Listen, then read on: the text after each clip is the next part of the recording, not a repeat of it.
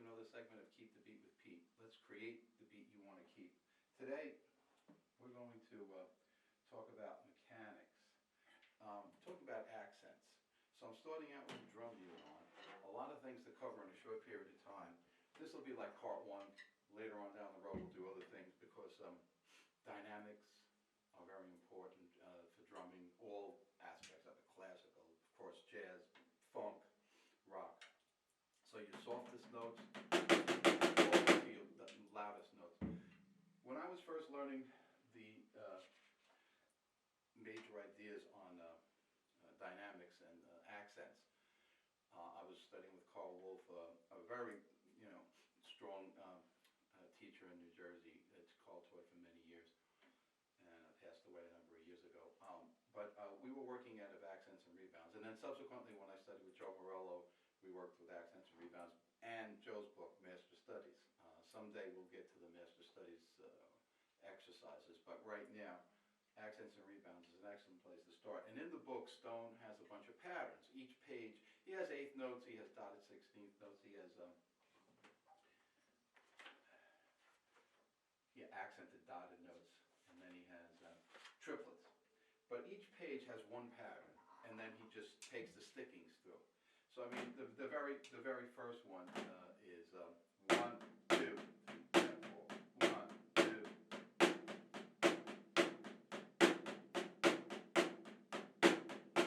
So what we want to do is understand that depending on where you're starting, if you're playing very soft to begin with, it's going to be.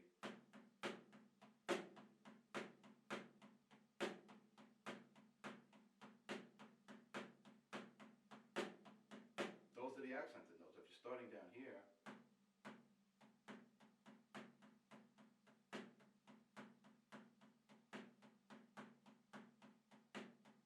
think of your murder mystery and the murderer is sneaking up. Now it's getting closer. So you see film scores and things like that, but it happens in all music. So they're trying to create contrast, build, drama, tension, release, crescendo, decrescendo.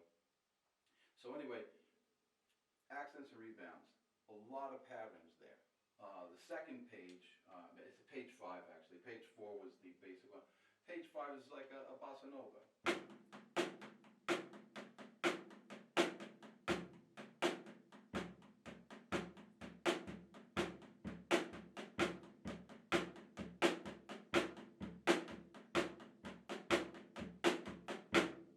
Okay, so what do you want to work on? Well, you have to go back to our earlier videos.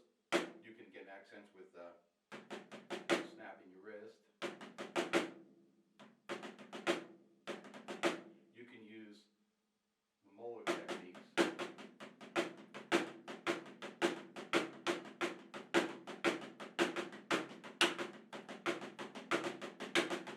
When I'm using this drum unit, sometimes because it's higher up, I might hit the rim a little bit, but when you're normally there, you do. Right? Or you can use forearm throw. Now you can look at the prior videos. One is the first one, which was on wrist strokes, and then there was another one, upper body mechanics. You can see the forearm throw. That's right from here. You can get an accent if you need it there at certain volumes, right? Wrist snap. Actually, sometimes if you're playing really soft, you can just pull your fingers in.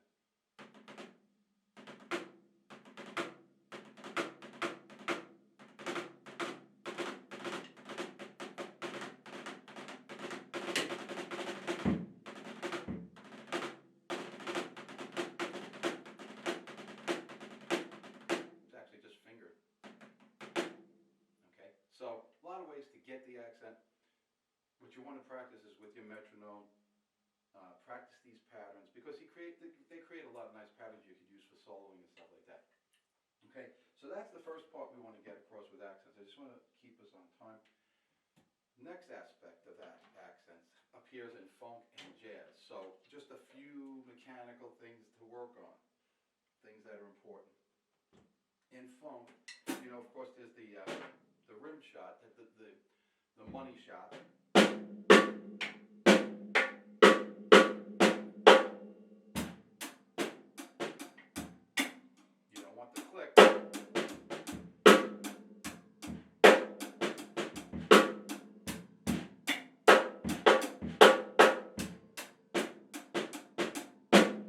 sometimes you just want the accent. 1, 2, 3.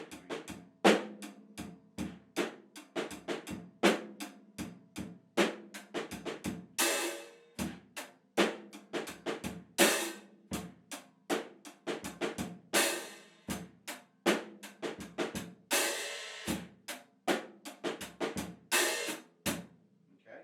And then other times you want that rim shot. That's going to have to, give the payoff. Um, that has to be practiced as a thing. Some drummers will tilt their snare drum towards them so that they get.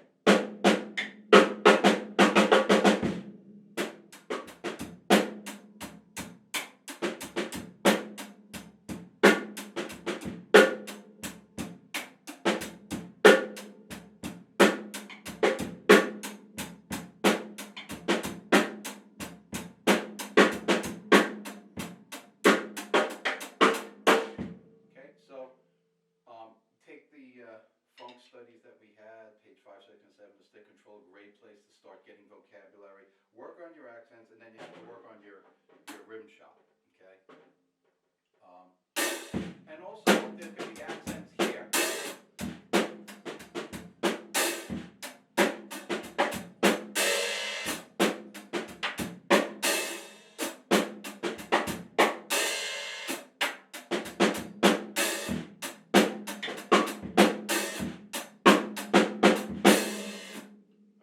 So that's funk. Get your rim shot, or just learn to place your accent. Where do you want to place the accent on a snare drum? Not dead center. I think a better sound is slightly off the center.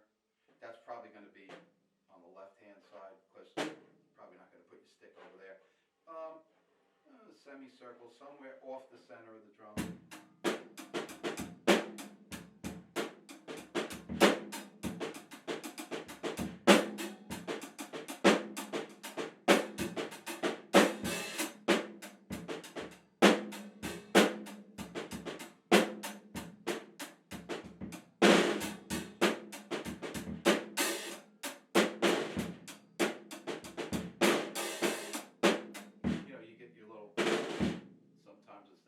Contrast too.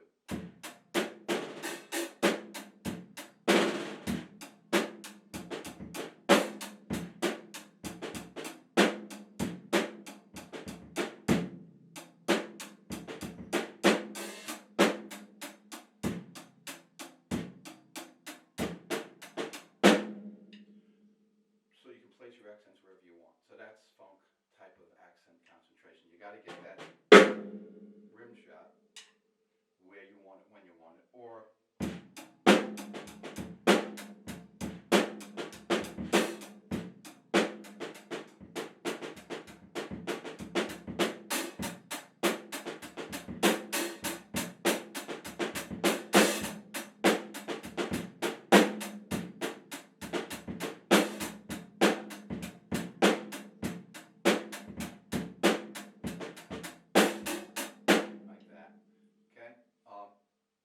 so your ghost notes, of course, your really soft notes, you see that all the time in your notations where they ghost the notes, meaning the notes are kind of, some people say they're seen but not heard, but they are there, they're just very soft. Okay, so then jazz. What about jazz accents? Well, one of the things is, of course, you still have the rim shot, but you have the cross stick. I don't mean this one in Latin. We'll cover that some other time, but I mean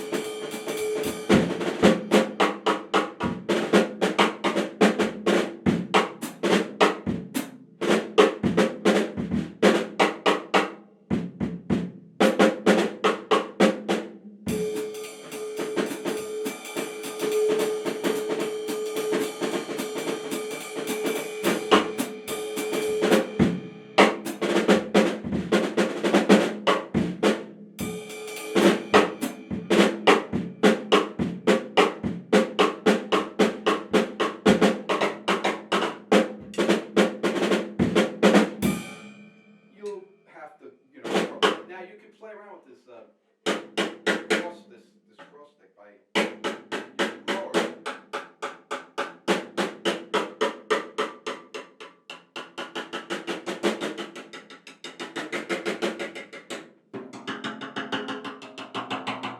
Oh, I used to see Art Blakey do that all the time.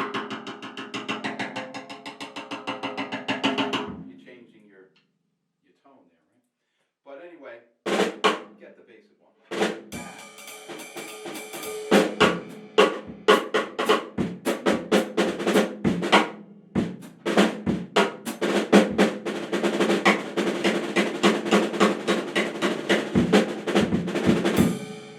Okay, so you gotta have your rim shot, you gotta have your cross stick, and you have to know your ghost notes. And jazz likewise.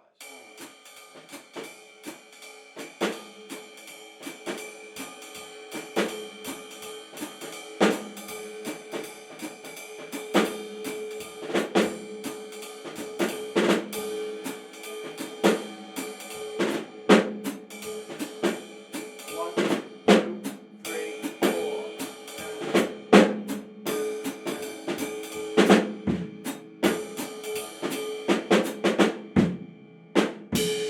Your accent could be on the bass drum too, so it could happen anywhere on the set.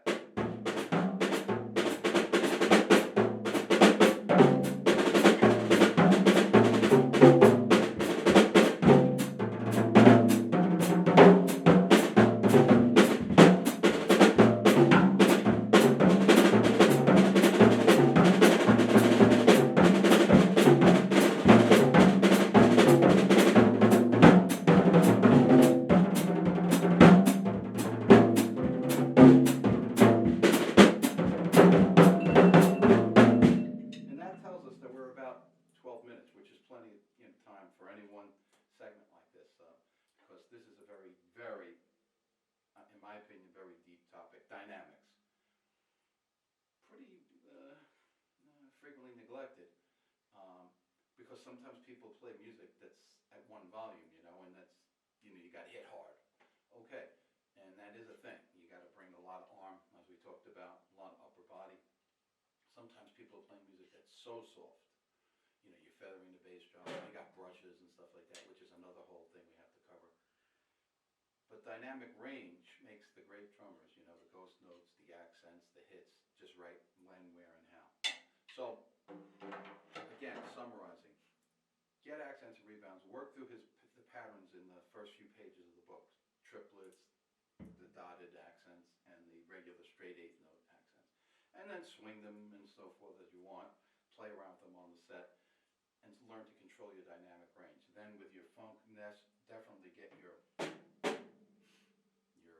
rim shot, and learn just your regular accent, slightly off the center of the drum. In jazz, the same thing. Learn your cross stick, rim shots, and then understand that accents happen everywhere. Crash cymbals, ride cymbals, tom-toms, bass drum. That's the short segment on accents. Very important to coloring the drums. To me, it's your spices. Now, in subsequent sections, we'll talk about how you want to have your vocabulary working this. Like I say, page 5, 6, and 7 is stick control. If you look at our funk video, there's a lot of patterns there. All you have to do is start figuring out where you want to place the accents. Maybe you want to place the accent on the first beat. That's a left. And now if it's a paradiddle, there's only going to be a left, and then other times there'll be two lefts. Well, maybe just accent the one. Maybe you want to accent just the first beat of the phrase. It could be a bass drum beat, it could be a snare drum beat. Maybe that's where you place your accent, you work with. Then you go back to some of the other things we talked about, some of the basic elements, like from that Stanley Spector stuff, just basic beat.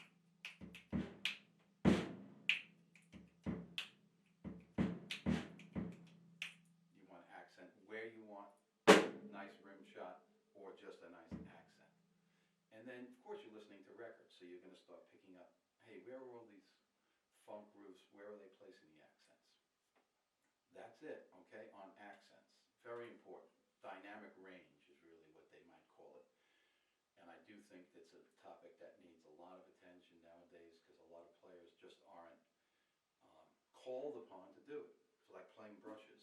Some people may never play brushes in years and years and years or ever, but it's a thing to know and to be aware of. Okay, so listen, if you feel you'd like to take this further, you can also contact me at my website, and we can discuss more about that in lessons. But in any case, hit the subscribe button. Peace out. Keep the beat with Pete. Create that beat. You